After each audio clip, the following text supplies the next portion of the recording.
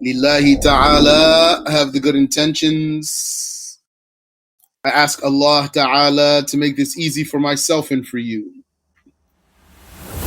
Let's continue going over some of the cults that have been attributed to Islam, and they are not amongst the 73 factions that are mentioned in the hadith of the Messenger.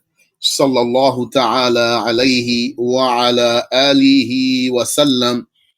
And among them is a group called Al-Hulooliyyah, the people of Hulul. It's important to know this group. Now, really, Al-Hulooliyyah is a name that covers numerous groups because the Hulooliyyah are the people who believe in Hulul.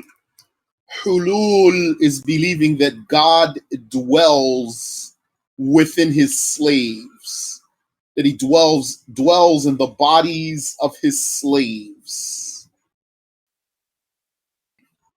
And there are people of different religions who have this belief. There are Christians who are Hulooliyyah. Maybe many of them, a great percentage of them are.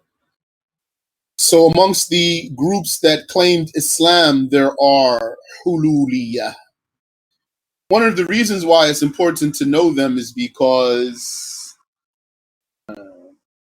the fraudulent cults that appeared and the swindlers who take the people's money and take advantage of the women, they tend to be of this type, the Hulooliyyah. And Imam Ahmad al-Rifa'i made it his business to wage war on the Hulooliyyah. So Imam Ahmad al-Rifa'i, among what he instilled in his followers until today, is refuting the Mushabbihah, the likeners, and in particular, or amongst them, the Hulooliyyah, who believe that God dwells in the bodies of his slaves, as well as Ahlul Wahdatil Mutlaqah, or Ahlul Ittihad, the people who believe in the absolute oneness. Those are the people who believe that God and the world, or all the creations, are one and the same. So there's a slight difference between these two groups. Al-Hulooliyyah believe in two selves, the self of God within the self of the slaves. And the people of Al-Wahda, of the oneness, they believe in one self, which is that God and the creation are one and the same. So amongst those cults is the Hulooliyyah. And there are actually numerous factions that appeared during the Islamic Empire. And their goal was corrupting the monotheism of the Muslims. And among them are some groups that we already talked about, some of the fanatical, extremist Shiite groups who claim that God dwells in the Imams. The Imams, when we talk about Shiite groups and we say the Imams, we mean the Imams of Ahlul Bayt. The Imams who are descendants of Imam Ali from his sons Al-Hassan and Al-Hussein.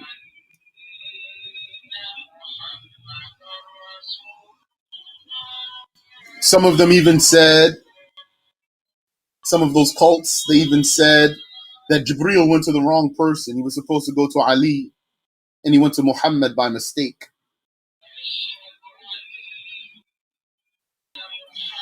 Then after those Shiite cults, there appeared other Hululi people. So the first group we'll talk about, the first cult that we'll talk about, is the cult called Al-Muqanna'iyah. They are some people from beyond the river. Min wara'in nahr, from beyond the river. It means that they are not in the Arab lands. So they're somewhere in Asia. And their leader was a man called Al-Muqanna'. And this man, Al-Muqanna', he was short and he was one-eyed, and he was from one of the villages of Maru, M-A-R-W, Maru.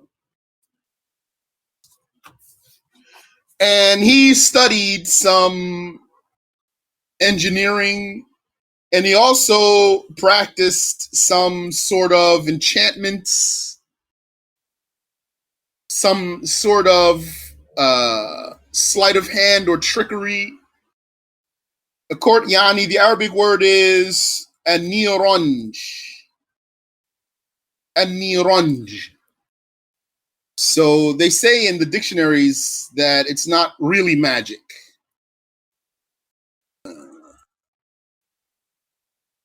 And some of them say that it's ukhda. Ukhda. Ukhda means like a type of ruqya or something recited. Something like magic, some sort of spells, but it's, according to some dictionaries, not really magic. And I have nothing more than that. So this man, Al-Muqanna', he was one of those Razamiyah. And then he claimed godhood for himself. And then he went away from the people. And then a group or a community from the people of the mountain of Iblaq became enticed by him. And they became his followers. And his fitna, his tribulation for the Muslims lasted 14 years. It wasn't easy to get rid of him. And a group of Turks agreed with him in his blasphemy. This is in the very old days. According to the commentary of Al-Kawthari, this man, Al-Muqanna', died in the year 163. So that's about halfway through the time of the Salaf. This is, Ash-Shafi'i is young at this time. When was Ash-Shafi'i born? The year 150, right? He was born in 150. So this is 163. So he's about 13 years old when this Muqanna' died. So some of the people of the mountain of Iblaq became his followers, and some of the Turks agreed with him in his blasphemy. And the Turks in those old days, they weren't Muslims yet. They used to raid the Muslims, and they would beat the Muslim armies in the days of Al-Mahdi ibn al-Mansur, the caliph. And this man, Al-Muqanna', he made lawful for his followers everything that's haram. And he dropped from them, in his claim, of course, the obligation of prayer and fasting and all of the obligations. So he deemed for them lawful everything that's haram, unlawful, and he dropped from them all of the obligations. And he used to say to his followers that he is God, and that once he came in the form of Adam, and then he came in the form of every prophet one by one after that, until he came in the form of Muhammad, and then after that he came in the form of Ali, and then he came in the form of the children of Ali in sequence, until he came in the form of Abu Muslim, until he appeared as he was now in the form of Hisham ibn al-Hakam. He meant himself.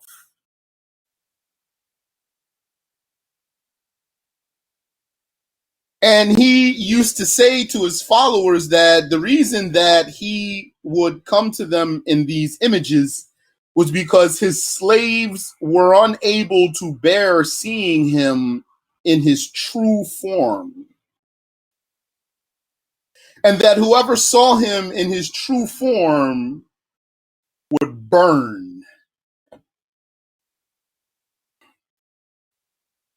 Like he's saying, if you saw me in my true form, you would just burst into flames. But they insisted on him, and they said, we want to see you. We want to see you in your original form.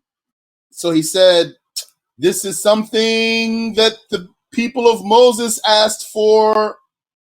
He was warning them. He told them, the people of Musa asked me for this, and they burned. And then he recited the ayah for them. وَإِذْ قُلْتُمْ يَا مُوسَى لَن نُؤْمِنَ لَكَ حَتَّى نَرَى اللَّهَ جَهْرَةً فَأَخَذَتْكُمُ الصَّاعِقَةُ وَأَنْتُمْ تَنْظُرُونَ. It means, and when you Jews said, "O Moses, we shall not believe in you until we see Allah plainly," then the scream overtook you Jews while you were looking. Yani, the punishment of Allah came to them while they were looking. فَأَخَذَتْكُمُ الصَّاعِقَةُ وَأَنْتُمْ تَنْظُرُونَ. So he's saying, that's what it means. They said, we won't believe in you until we see you in your original form.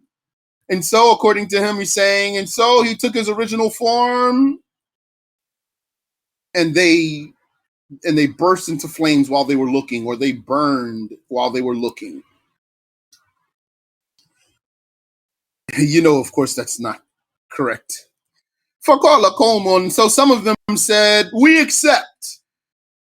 We want to see you and then burn. So now he had to promise them a day. So he promised them a day. And then in the meantime, he gave a command. And so a mimbar, a pulpit, was built for him. And this pulpit was directed against the sun. Against the sun, the morning sun. So means it's facing towards the east as the sun rises from the east. So this pulpit was directed towards the morning sun. And he hung or attached to the top of this mimbar a concave mirror made of Chinese iron. A concave mirror made of Chinese iron. So the Arabic is hadid sini, Chinese iron. Does it mean something other than actual iron? The metallic iron is hadid sini, a name for some other material? I don't know. So I'm just translating the words as they are. So he had this mimbar built, and then he attached to the top of it a concave mirror. وَعَلَّقَ مِرْآةً مُقَعَّرَةً مِنَ الْحَدِيدِ الصِّينِيِّ. He attached a concave mirror made of Chinese iron, فوق المنبر, above the pulpit. And then he permitted them to enter in. He waited for the right time for the sun to rise as high as he needed it to rise. And then he permitted them to come in. So then they would come through a door, and he had whatever was covering this mirror removed. And then a laser beam hit those people as they came through the door, and they burned. And the rest of the people ran away. ثم أذن لهم بعد ارتفاع النهار. Then he gave them the permission after the sun rose a while in the morning. وأمر برفع الستر. And then he commanded for the veil to be lifted. فلما وقع عليهم الشعاع احترق منهم قوم. So then when the rays hit them, some of them burned. وَهَرَبَ الْبَاقُونَ, and the rest of them ran away. And so after that, then they submitted to him, and they never asked to see him again in his true form.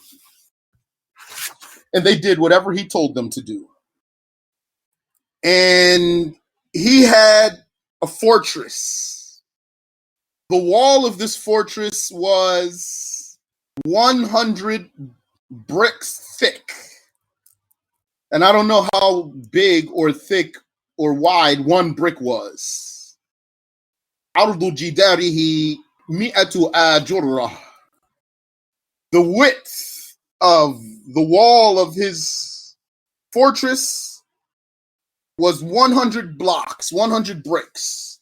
And then in front of that wall, he had 3 trenches dug, deep trenches. And then between some trenches, he would have another wall. So Al-Mahdi, the Caliph, he sent an army of 70,000 fighters to them. And then Sa'd ibn Amr, he followed that first army with another army. And they had been fighting Al-Muqanna' for years.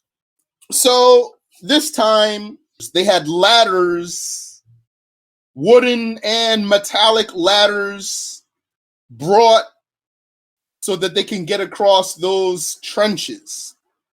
And they had sandbags made of buffalo skin brought so that they could fill in the trenches, and then the soldiers could, get over the trenches easily. So they filled in the trenches with those sandbags. So when those people, Al-Muqanna'iyya, saw the invasion, and there's a strong army and they're advancing now, 30,000 of them submitted. 30,000 of them. And the rest of them were killed. And this Muqanna', he had an oven that he used to melt iron or brass, nuhas. Nuhas, the brass. He had an oven that he used to melt brass. So then when he became desperate and he saw no way out, what did he do? He threw himself in there until his body disintegrated. And there did not remain from his body anything apparent. He had no apparent remains. Afterwards, when he still had some followers left and they were looking for his remains, they didn't find anything. So they said, indeed, he was raised to the sky. And his followers were most of the people of those villages there. Allah knows if any of those people are still alive today. Remember, the book we're reading is over 900 years old. So most of his followers after that were from the people of those villages and from the mountain of Iblaq. And they didn't used to pray and they didn't used to fast, and they had masjids that they built, and they used to hire people to call the adhan in their masjids, and they didn't used to pray. And they used to make lawful the haram meat and the pig meat and the fornication to the extent that they legalized being with each other's wives. They legalized being with each other's wives. Yani, so they were swingers. You can imagine how much khubathat they were, how wicked, wretched they were. And they used to hide these practices of theirs from the general people of Iblaq. And among the Hulooliyyah is a group called Al-Hilmaniyah. They were the followers of a man called Abu Hilman ad-Dimashqi. Although he was originally from Persia, but he showed his heresies while he was in Damascus. So he was called Ad-Dimashqi. And he used to say that every person who has a nice appearance, who's beautiful, then the soul of God is in that one. And his people, whenever they would see something that looks nice, they would prostrate to it. And he used to say that everyone who believed like he believes is not accountable. And whatever such a one desires is lawful for him. So those are, yani, you see why those groups like this are not counted amongst the 73. They don't really believe in Islam. His name is Abu Hilman ad-Dimashqi.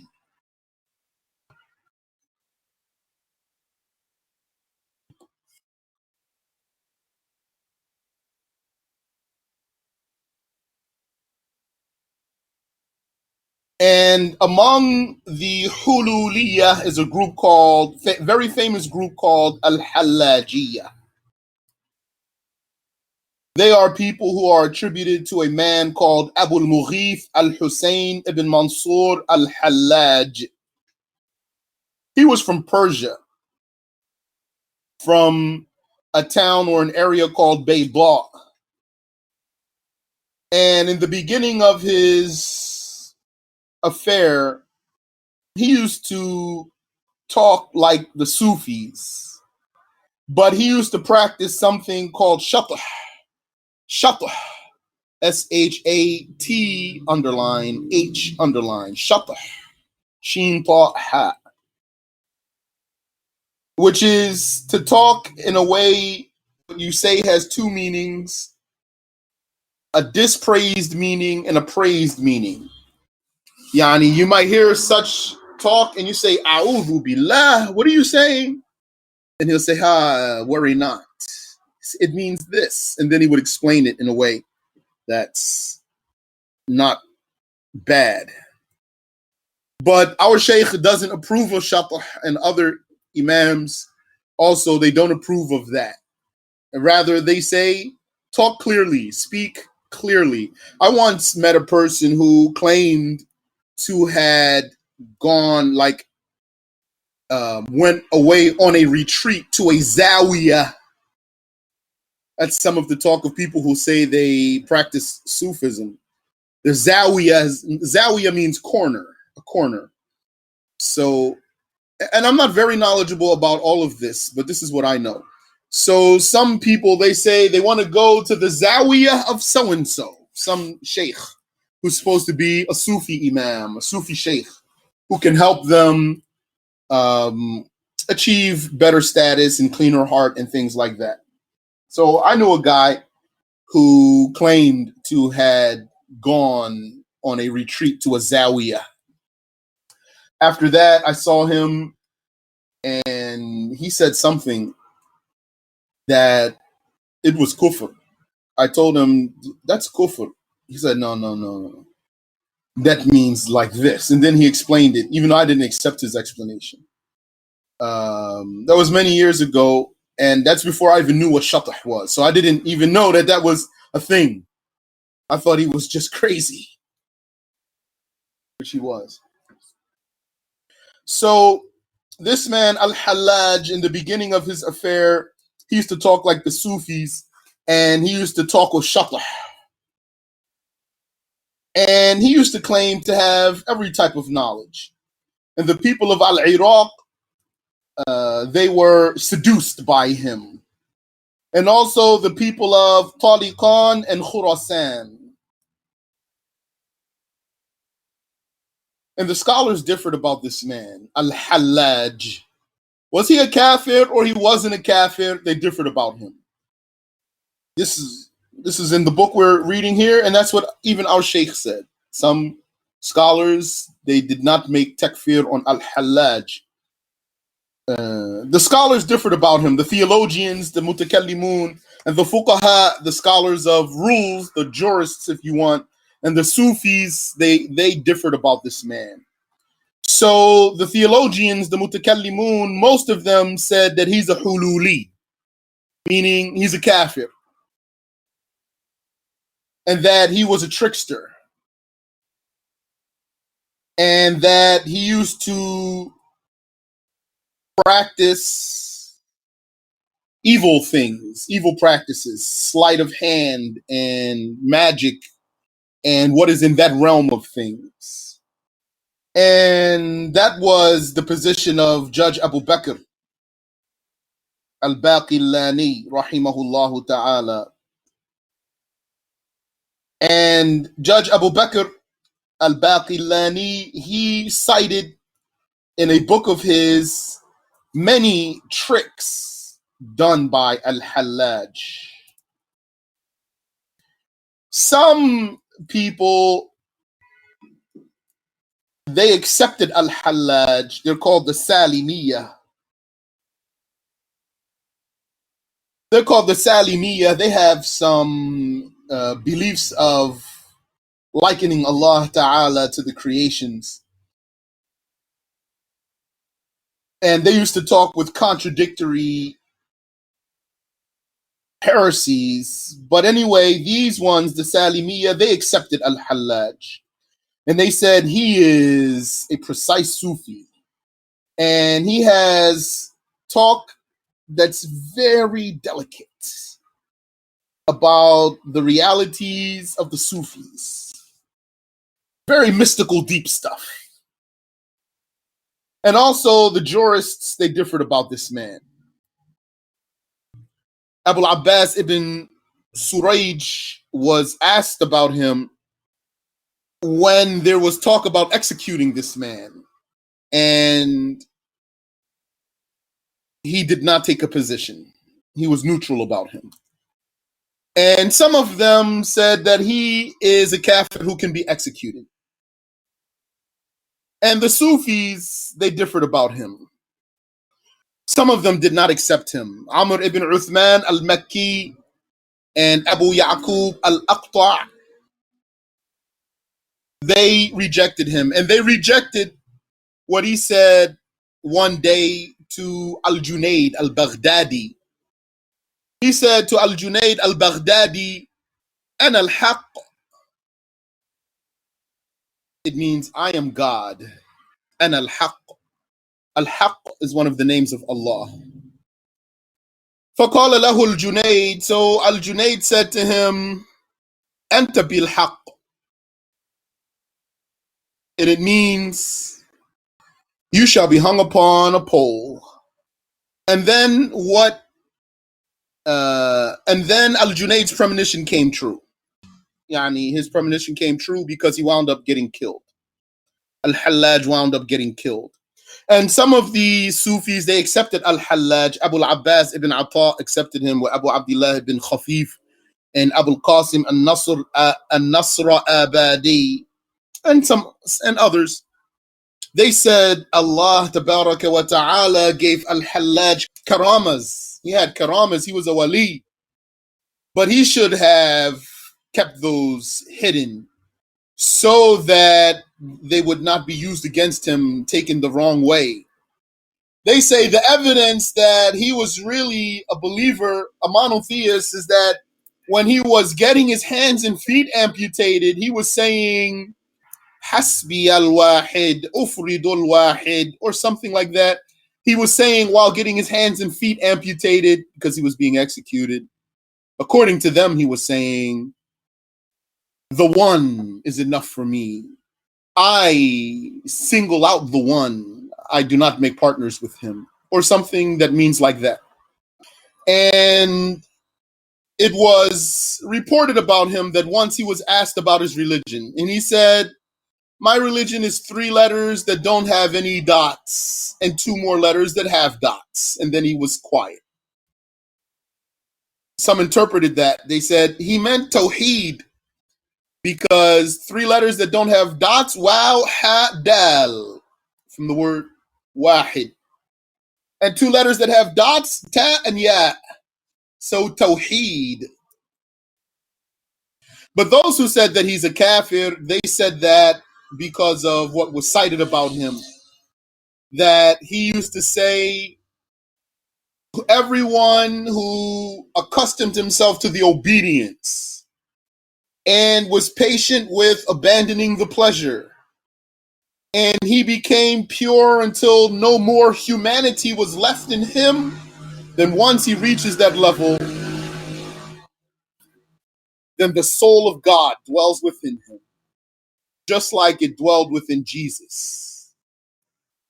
And then once someone is like that, then if he wants something, it shall not happen except as he wants it to happen. And his actions would be the word of God. Don't try to make sense out of all of that. His actions would be the word of God and stuff like that. That's how those people talk. Doesn't always make sense. If you ever listen to like a Christian preacher or reverend talk, not everything they say really makes sense if you analyze it. And he used to claim that he reached that level. And we know that there's no such soul of God that these people are claiming. Because Allah is not a soul, and he does not have an attribute called soul or spirit. And he does not have a piece or a part.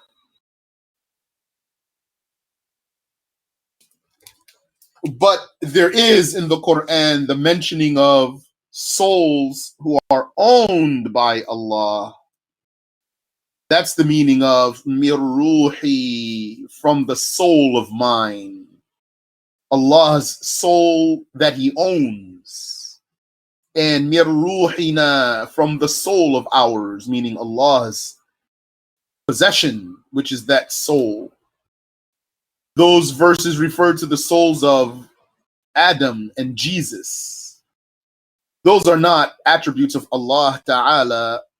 These people believe that God is or has a soul, and then the soul of God goes into people. And he had letters that were found. And he wrote to some of his followers, Min al-hu, huwa rabbul arbabi al-mutasawwiru fi kulli suratin ila abdihi fulan. It means from the he, min al-hu, from the he. He is the Lord of the Lords, the one who is in the form of the one who takes the form of every image.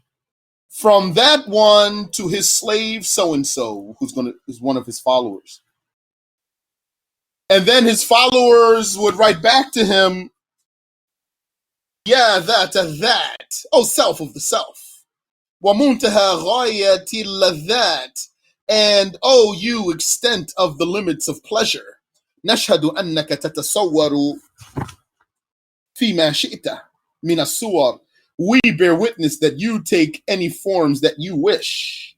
وَأَنَّكَ الْآنَ مُتَصَوِّرٌ فِي صُورَةِ الْحُسَيْنِ ibn Mansur, and that you are now in the form of Al-Hussein ibn Mansur,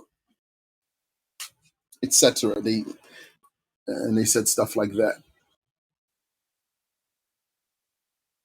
And many more things than that were reported about him.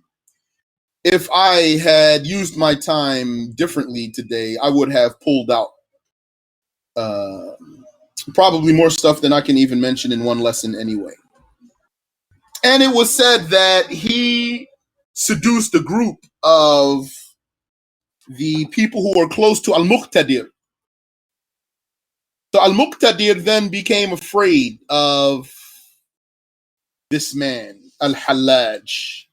Once he became an influencer, Al-Muqtadir, once Al-Hallaj gained influence over some of his elites, some of Al-Muqtadir's elites, then Al-Muqtadir became afraid of Al-Hallaj. So he wanted to kill him. So he went to the scholars and asked about his case. He says, وَيُقَالُ إِنَّهُ اخْتَدَعَ جَمَاعَةً مِنْ خَوَاصِ الْمُقْتَدِرِ. It was said that he fooled a group of the elites of Al-Muqtadir, Al-Hallaj did. فخاف المقتدر فتنه. So Al-Muqtadir became afraid of his tribulations. فعرض حاله على الفقهاء. So he presented his case to the scholars of fiqh. واستفتى فيه الفقهاء, and he asked the fuqaha about his judgment. فوافق مراده فتوى أبي بكر ibn Dawood. And the fatwa of Abu Bakr ibn Dawood complied with what he wanted to do. So the command was given, and then Al-Hallaj was arrested, and then he was whipped 1,000 lashes. 1,000 lashes. I don't care what you're getting whipped with, 1,000 lashes is going to take its toll on you. And his hands and feet were amputated, and he was hung upon a pole in the year 309. Then he was taken down from that pole, and he was cremated, and his ashes were thrown into the Tigris. They did that to frighten his followers. Some of his followers claimed that when some of his parts were amputated, his blood spilled on the ground and spelled La ilaha illallah. That's not true.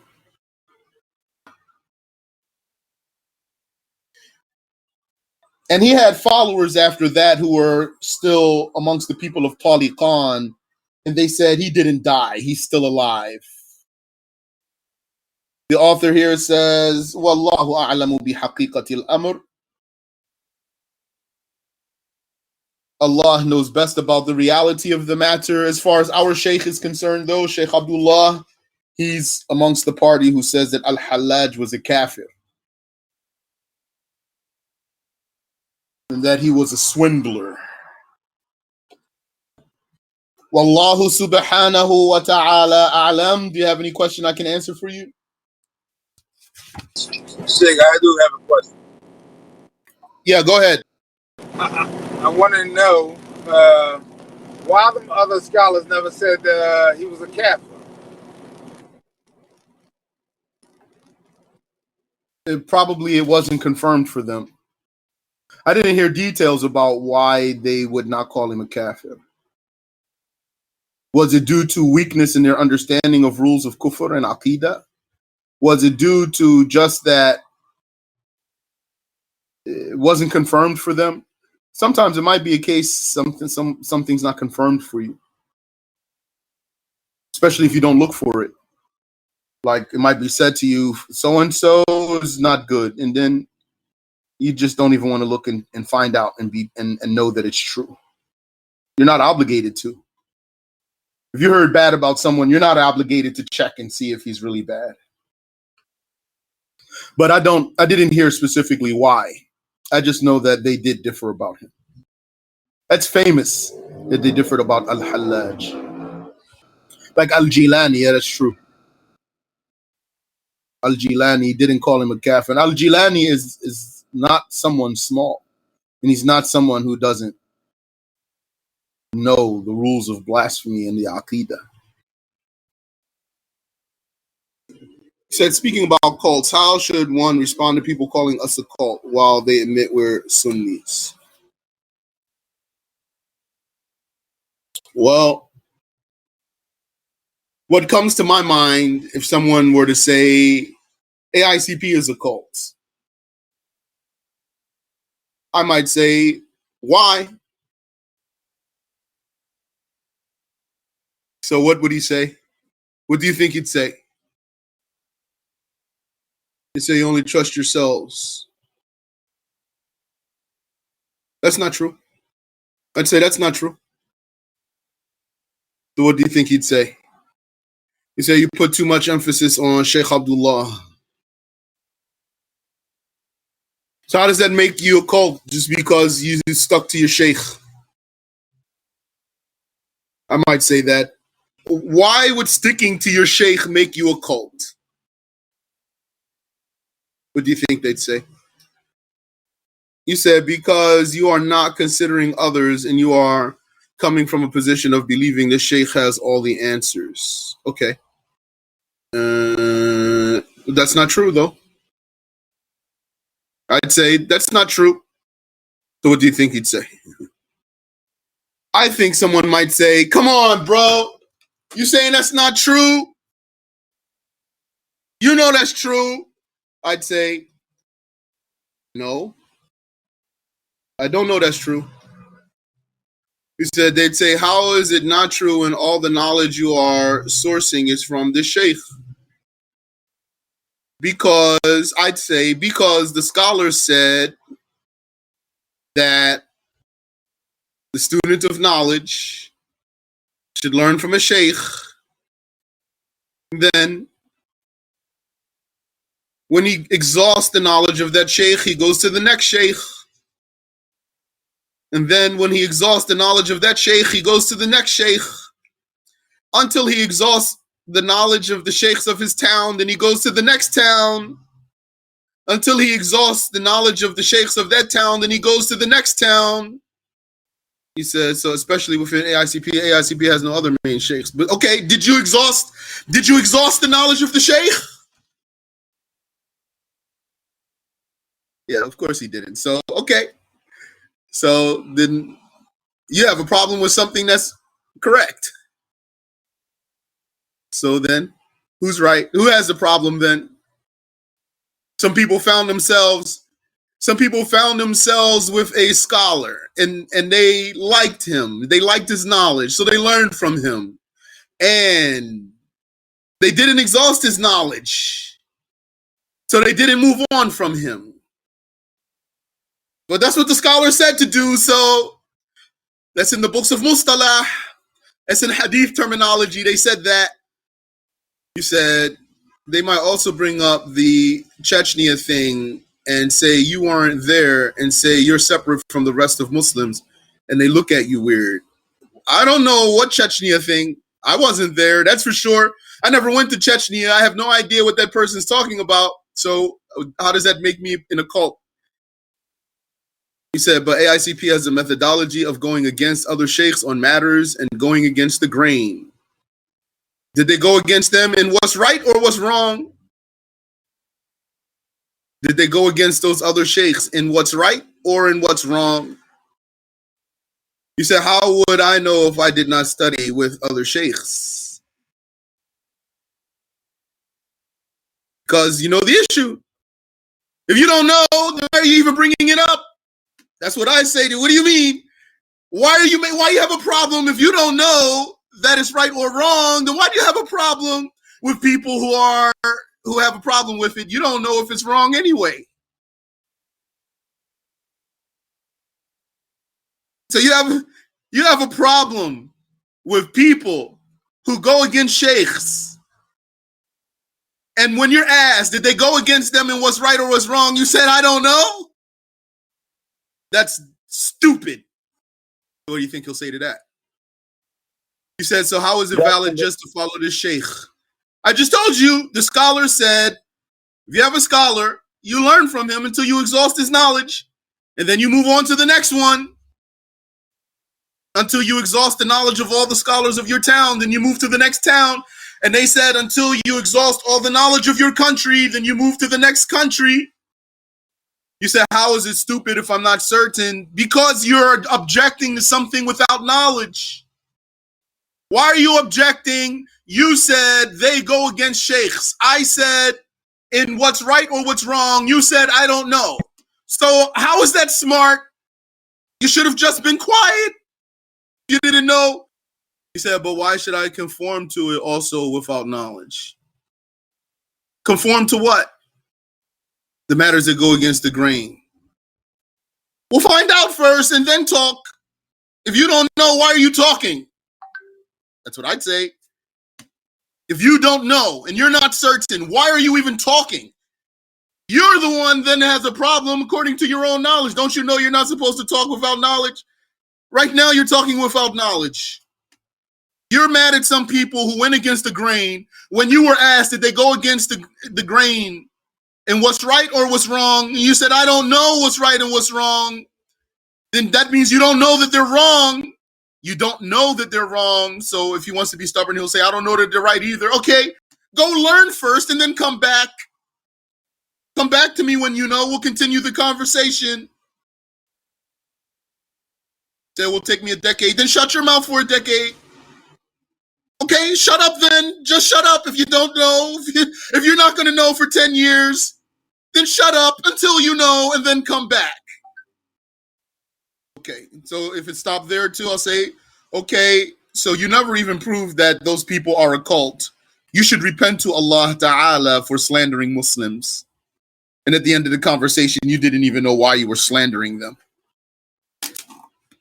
Looks like you're the one who has a problem, brother.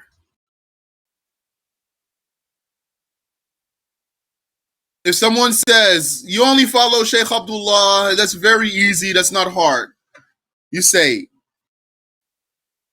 the scholar said that if you find a scholar, then you learn from him until you exhaust his knowledge. If you exhaust his knowledge, then you move on to the next one. Whose knowledge did you exhaust? Not just that, those same people who complain that we only learn from Sheikh Abdullah, and their claim, they sat with so-and-so and so-and-so and so-and-so, and we still have more knowledge than them. Subhanaka Allahumma wa bihamdik. Ashhadu an la ilaha illa anta astaghfiruka wa atubu ilayk.